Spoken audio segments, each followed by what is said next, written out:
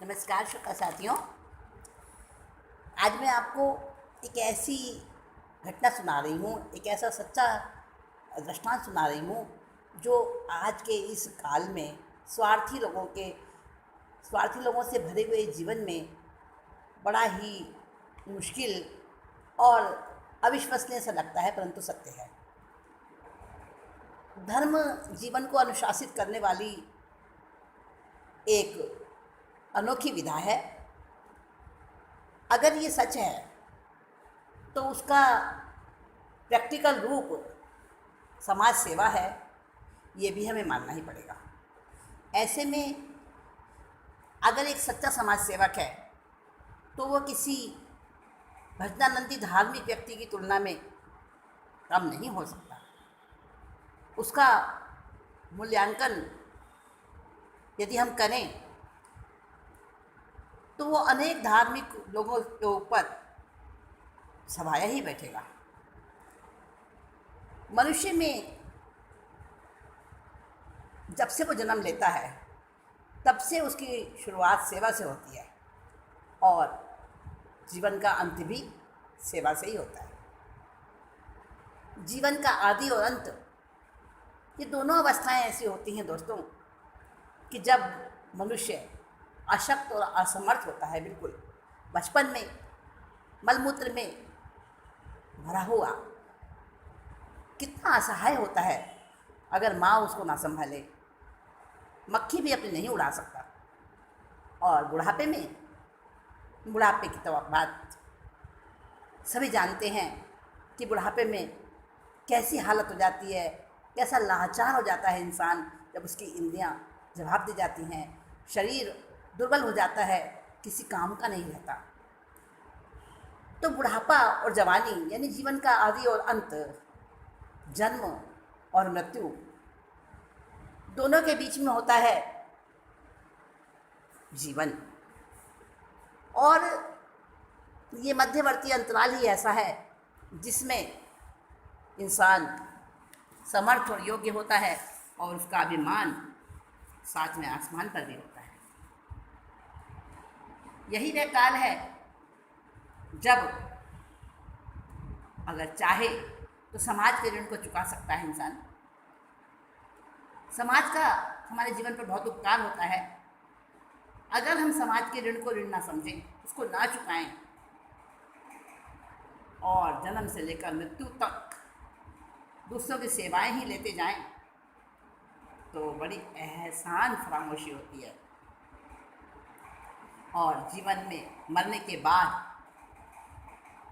ये जो हमारी तग्नता है, ये जो हमारी बेईमानी है, ये हमें बहुत बहुत दुख देती है और सिर्फ पछतावा ही बाकी रहता है, क्योंकि वो समय तो दोबारा लौट नहीं पाता।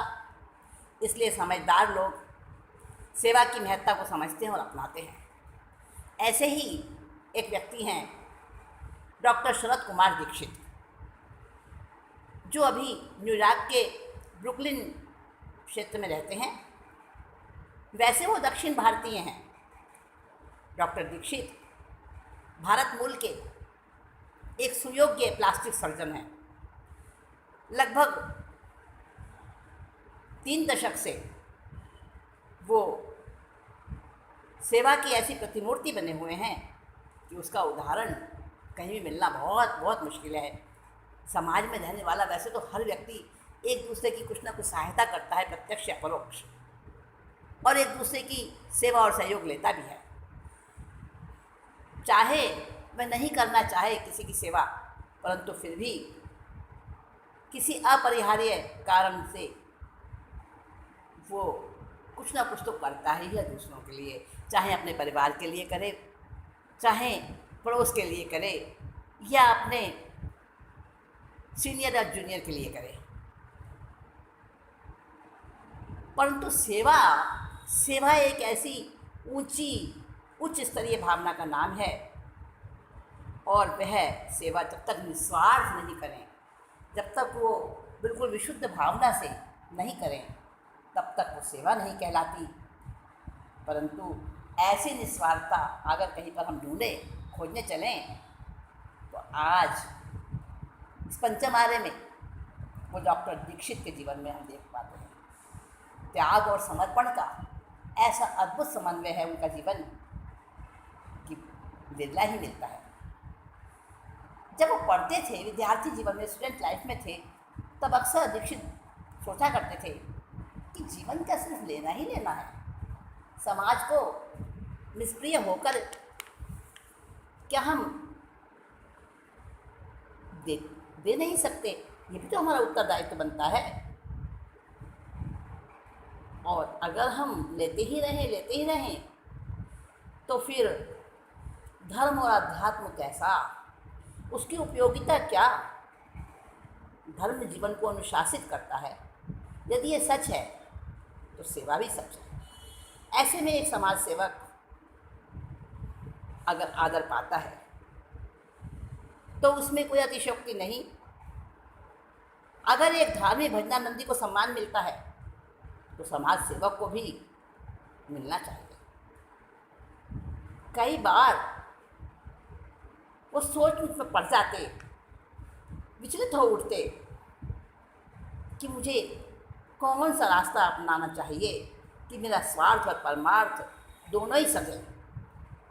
भावुकता पर कंट्रोल किया और काफ़ी विचार मंथन करने के बाद निश्चय हुआ कि चिकित्सा का क्षेत्र ही एकमात्र ऐसा क्षेत्र है, ऐसा फील्ड है जिससे कि अपने जीवन का गुजारा भी चले और लोक मंगल का कार्य भी सफलतापूर्वक संपन्न होता रहे। ऐसा निर्णय करके उन्होंने डॉक्टरी लाइन में प्रवेश लिया और प्लास्टिक सर्जन बने। शुरू में तो उन्होंने अपने राज्य जहाँ वो रहते थे, महाराष्ट्र को, अपनी सेवाएं दी। वहाँ पर बड़ी निस्वार्थ भावना से उन्होंने कार्य किया। निःशुल्क गरीबों का इलाज करते और बड़ी ही आत्मीयतापूर्वक करते, निस्वार्थ भावना से करते, करुणार्ध होकर करते। बहुत समय तक महाराष्ट्र में अपनी सेवाएं देकर उसके बाद वो अमेरिका चले गए, परंतु वहाँ भी तो चैन से नहीं रह सके। जब वो लोगों का निराश चेहरा देखते, बेबस आंखें देखते, उनका कुंभलाया हुआ चेहरा देखते, बीमारों का, कमज़ोरों का, जीवन से हारे हुए लोगों का, तो व्याकुल हो जाते। सोचते कैसे इनके चेहरों को फूल की तरह से खिला दूँ, कैसे इनके होठों पर मुस्कुराहट पैदा कर दूँ।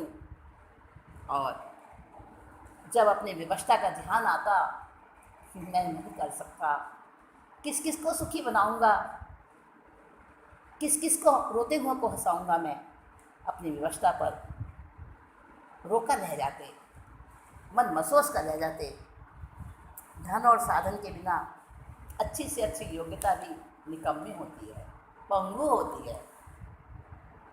आज उन्हें ज्ञात हो रहा था कि दुनिया में संपत्ति के अभाव में, धन की कमी के चलते संसार में सेवा का धर्म निभाना भी बहुत बहुत कठिन है, असंभव है। इसलिए उन्होंने क्या सोचा कि पहले तो मुझे कुछ धन इकट्ठा करना होगा और फिर मैं सेवा भी करूँगा। इतना निश्चय किया और अपने डॉक्टरी के प्रोफेशन में रात दिन एक होकर जुट पड़े। परिश्रम और लगन दोनों मिल जाते हैं तो धन बरसते भी कोई देर नहीं लगती। कुबेर की तरह धन संचय होने लगा। डॉक्टर दीक्षित कुछ ही वर्षों में बहुत धनी बन गए। इतने पैसे जमा कर लिए उन्होंने कि लोक कल्याण के कार्य का श्री गणेश हो सके। आगे उन्होंने एक निर्णय और लिया, 6 महीने अमेरिका रहूँगा, पैसा इकट्ठा करूँगा और बाकी के 6 महीने अपने देश भारत आऊँगा और भारत में रहकर गरीबों का फ्री उपचार करूँगा। और तब से लेकर अभी तक उनके जीवन का यही क्रम निरंतर चल रहा है। ऐसा ही होता है हर वर्ष नवंबर से लेकर अप्रैल तक वो महाराष्ट्र में रहते हैं और हजारों अभावों से घिरे लोगों को चेहरों पर खूबसूरती लाते हैं, जिनके आँख, नाक, कान या होठ नाथ किसी भी प्रकार से दुर्घटना से अथवा बाहरी किसी विकार से जन्मजात रूप से कैसे भी अगर वो विकारग्रस्त हो गए हैं, विकृत हो गए हैं, टेढ़े मेढ़े हो गए हैं, कटफट गए हैं, तो वे उसे ऑपरेशन द्वारा ठीक कर देते हैं। इस प्रकार जो व्यक्ति अपनी गरीबी की वजह से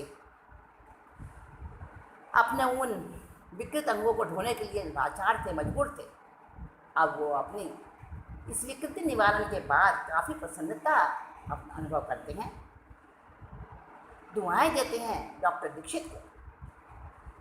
और जब डॉक्टर दीक्षित से पूछा जाता है आपको क्या मिलता है, आप क्यों इतना मेहनत करते हैं उन लोगों के लिए, तो वो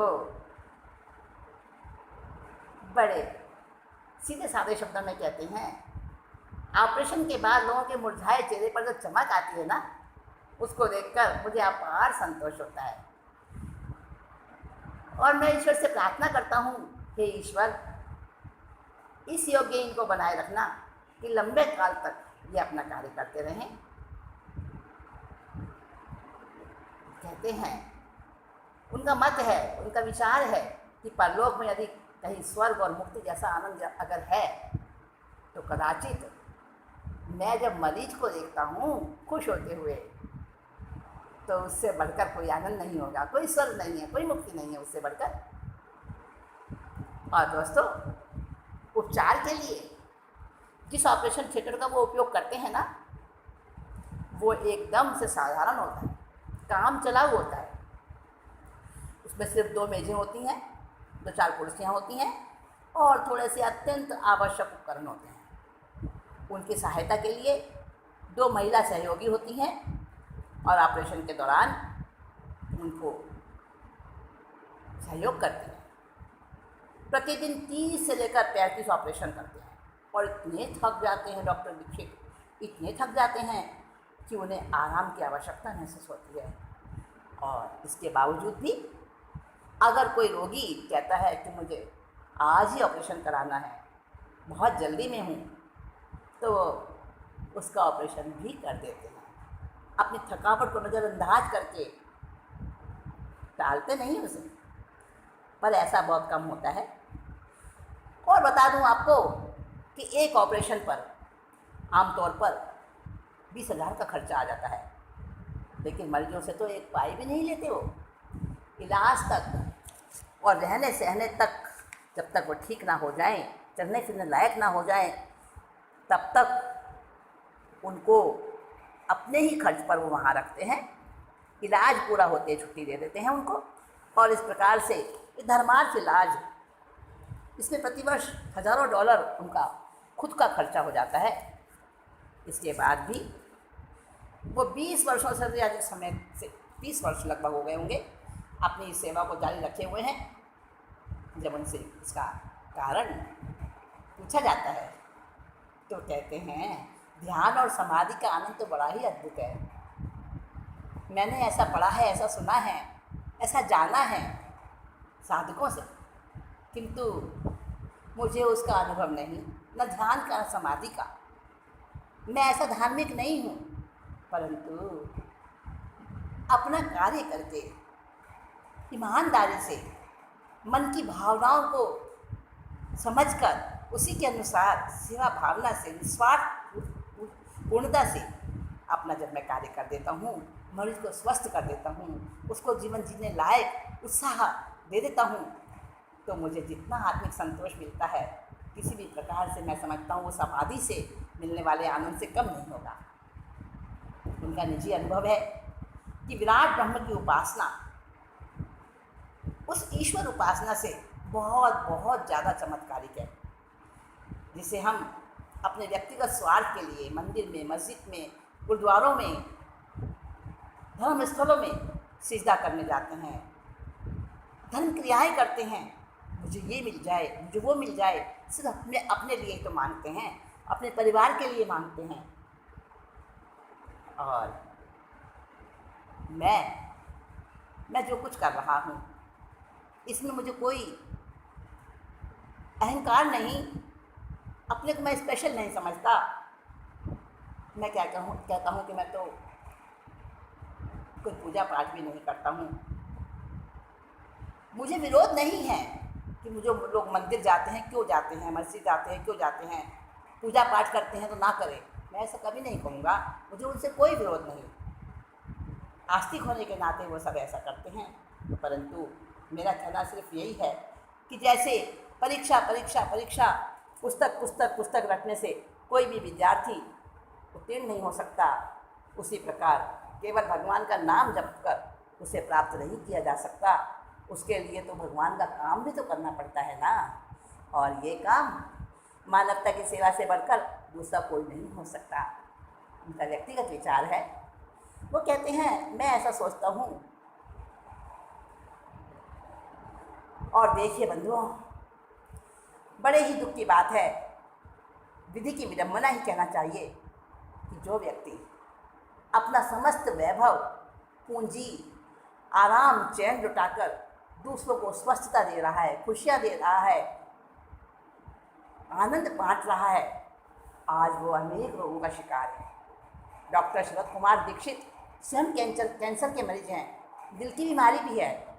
और बता दूं आपको कि उनको लकवा भी है। वर्षों पूर्व उनकी बोलने की शक्ति भी बराबर काम नहीं करती, प्रभावित हो चुकी है। इन सब रोगों के बावजूद भी जिस समर्पण भाव से वो सेवा साधना में जुटे हैं, वास्तव में वो बड़ी ही श्लाघनीय है, बड़ी ही अनुमोदनीय है। ऐसे व्यक्ति इस लोक में ही स्वर्ग और मुक्ति के उस आनंद को प्राप्त करने वाले होते हैं जिनके लिए शास्त्रों में ये कहा गया है कि दूसरे लोक में जाकर वो स्वर्ग, वो मुक्ति प्राप्त होती है। नहीं, शरद कुमार दीक्षित जैसे लोगों को देखकर तो ये लगता है कि वो मुक्ति यही है, अभी है, इस जीवन में ही है। बंधुओं, सेवा सचमुच में एक साधना है, और जो इस साधना को ठीक से कर लेता है, समझना चाहिए कि उसने सब कुछ पा लिया। ईश्वर प्राप्ति जीवन का चरम लक्ष्य है, सच है ये। पर जहाँ निर्दोष और निर्विकार सहयोग, सम्मान, यश, कीर्ति आदि हो, वहाँ भी ईश्वर का अंश है, ऐसा ही मानना चाहिए। ऐसे में वह व्यक्ति चमत्कारिक अलौकिक विभूतियों को तो नहीं पा सके शायद, पर आत्मिक रिद्धि और भौतिक सिद्धियों का स्वामी तो हो ही जाता है। इसलिए सेवा को सबसे बढ़कर ईश्वर की उपासना कहा गया है, और ऐसी सेवा करने वाले नर रतन डॉक्टर शरद कुमार दीक्षित शतायु हुए, और बहुत बहुत लंबे समय तक वो इसी प्रकार से सेवा में लगे रहें। यही हमारी मंगल कामना है, यही हमारी उनके लिए शुभांजलि है, और यही हम परमात्मा से प्रार्थना करते हैं कि उनको हमेशा हमेशा ऐसा ही आत्मिक आनंद प्राप्त होता रहे, इस लोक में भी और परलोक में भी। बंधुओं, बड़ा अच्छा लगा मुझे ये दृष्टांत, कहीं से मैंने जाना, पढ़ा, सुना, और मुझे इतना चमत्कृत हो गई मैं इसको पढ़कर कि मुझे लगा कि मैं अपने दोस्तों के साथ इसको ज़रूर शेयर करूं। कैसे व्यक्ति हैं वो डॉक्टर शरद कुमार दीक्षित, स्वयं लकवे से पीड़ित, कैंसर के मरीज, हार्ट के पेशेंट, बोली भी उनकी बराबर नहीं है कई वर्षों से, परंतु आयु के उस ठहराव पर भी लगे हुए हैं वो निस्वार्थ सेवा करने में। शत नमन है उस आत्मा को। बारंबार मैं यही चाहूँगी कि हम सबके जीवन में भी ऐसा सेवा का परमादर्श प्रकट होवे, और हम सब भी सेवा द्वारा अपने आप को भावित और आनंदित कर पाएँ। इसी शुभकामना के साथ, इसी शुभ भावना के साथ आपसे विदा चाहूँगी। दोस्तों, आज का ये प्रसंग आज का अपना ये मिलना और बातचीत करना बहुत आनंदित कर रहा है मुझे। इसी आनंद को अपने साथ लिए मैं आपसे विदा लेती हूँ। नमस्कार। जय जिनेंद्र।